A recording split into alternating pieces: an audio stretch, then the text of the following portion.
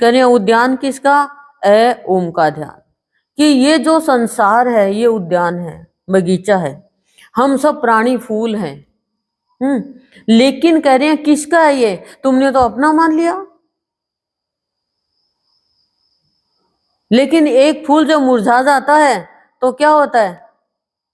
वो कोई काम का नहीं रहता, उसको वापस धरती में डाल दिया जाता है, उसको तोड़ता नहीं है कोई, लगे लगे भी मुरझा गया तो प्राणी भी मुरझा जाएगा, यानी अपन गए मर गया, संत की नजरों मुरझा गया, श्वास तो ले नहीं रहा हो, उसमें है ही नहीं कुछ, चेतन ही निकल गया।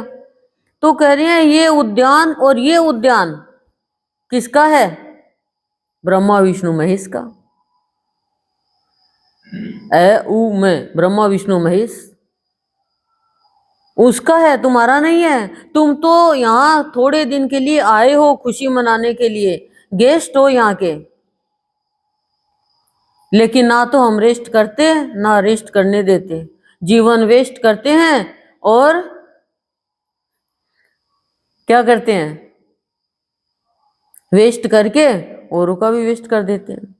कब तक है? जब तक सदगुरु नहीं मिले। वेस्ट को भी बेस्ट बना देते हैं हमारे गुरुदेव इस जीवन को, और वेस्ट से भी वेस्ट हो जाता है जब निरर्थक बातों को अपने अंदर धारण करके दिमाग खराब कर लेते हैं और अपना सब कुछ मान लेते हैं। एक ये सृष्टि उद्यान है, एक ये उद्यान है, एक जो हम घर में रहते हैं वो उद्यान है। ये सब भगवान का है। कभी भी जब प्राणी के अंदर में ज्ञान हो जाता तो कभी भी ये नहीं कहेगा मेरा है, मेरे प्रभु का है, मेरे प्रभु का है, ये शरीर मेरे प्रभु का है। श्वास कौन ले रहा है? मेरा प्रभु ले रहा है।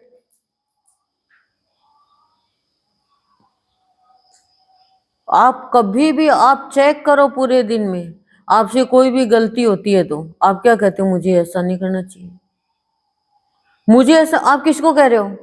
आपने खुद नहीं किया और आप ही कह रहे हो मुझे ऐसा नहीं करना चाहिए। किसने कहा? काया रूपी शिष्य ने आत्मा रूपी मालिक को कहा मुझे ऐसा नहीं करना चाहिए।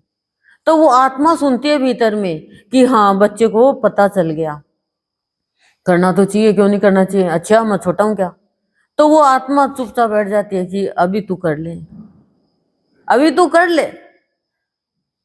और कई तो ऐसे हैं होते हैं मानते ही नहीं, करते जाते हैं गलती, करते जाते हैं, मानते हैं कि गलती है फिर भी करते जाते हैं।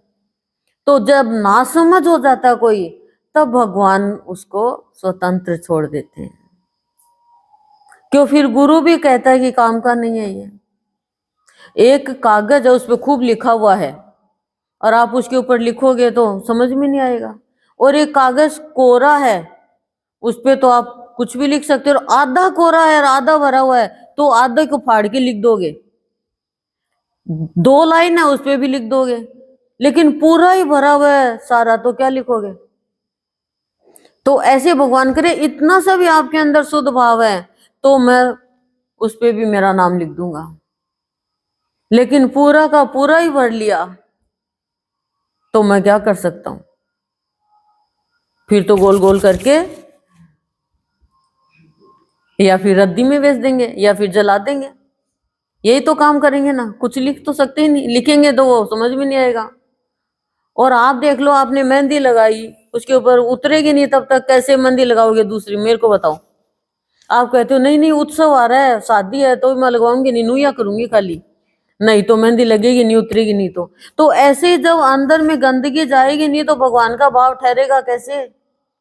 बताओ, नहीं बताओ, कुछ तो बोलो। आप मेहंदी की तो बात समझ ही रहे हो सब। तो ऐसे हमें गुरुदेव समझाना चाह रहे हैं कि बच्चों ये उद्यान है, ये एक बगीचा है, ये भगवान का है, इसको गंदा मत करो।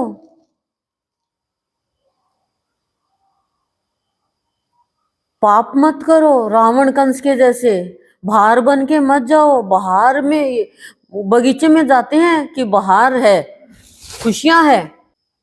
तो ऐसे हमें भगवान कह रहे हैं तुम बगीचे में आए हुए हो, भगवान का बगीचा है, आप फूल हो या देखने वाले हो तो आनंद लो, शांति से रहो। जैसे रामकृष्ण परमहंस ने बताया कि आम के बगीचे में गए दो मनुष्य, एक ने तो आम तोड़ा खाया, तोड़ा खाया, तोड़ा खाया, डकार ले ली, सो गया। और एक गिना कितने पेड़ है रे, 1 2 3 4, अरे 100 पेड़ है, गजब बिजनेस चलेगा, वाह। तो भगवान कह रहे वो गिनता ही रह गया, रामकृष्ण परमहंस ने कहा, और खाने वाला ने मस्त हो गया खा के। तो कह रहे हैं तुम्हें पेड़ों से मतलब है कि आम से? आम खाओ और मस्त रहो। तो ऐसे ही गुरुदेव कह रहे हैं सारे करता तो मैं हूं, सबका करने वाला कराने वाला मैं हूं। करैया चाहे कोई, करैया तो मैं हूं, करने वाला कोई और है, वो तो निमित्त है। मशीन हो आप, तो चलाने वाला मैं हूं। इसलिए मेरे ऊपर छोड़ो, विश्वास रखो। मुझे ध्यान है अपने बच्चों का, जो मेरे भक्त है, जो मेरे शिष्य है, जो मुझे इष्ट मानते हैं उनका।